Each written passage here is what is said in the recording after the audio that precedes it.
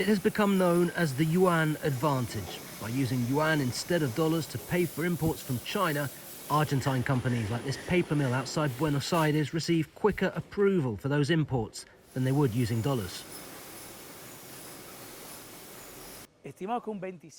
Roughly 25% of our imports come from China, so we are talking about 25% of SMEs and industries that buy supplies from that market, and by using the yuan, they will benefit.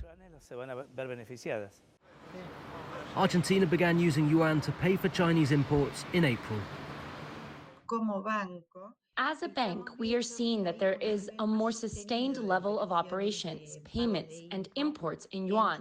Before, it was sporadic. Now, it is more sustained. The announcement to use yuan was an urgent measure to stem the outflow of US dollars. A historic drought has decimated exports for Latin America's third largest economy, depleting the country's foreign currency reserves. Argentina's economy is suffering the impact of that shortfall, and the country is looking at further options to reduce its dollar dependence. Rather than replace the peso or the real, South America's two largest economies are discussing the creation of a currency union, like the Eurozone, to conduct bilateral trade. They've proposed a common currency, tentatively named the Sur, or the South in English. Analyst Andres Servín says this proposal is part of a global trend. Many other countries are already paying for Chinese imports with yuan, including Russia, Iran, Thailand and Bangladesh.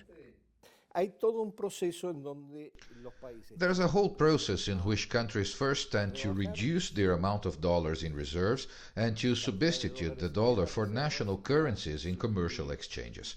There is talk of an erosion of the dollar and not necessarily a disappearance of the dollar, because the US economy, despite all its problems, continues to be decisive in the world economy.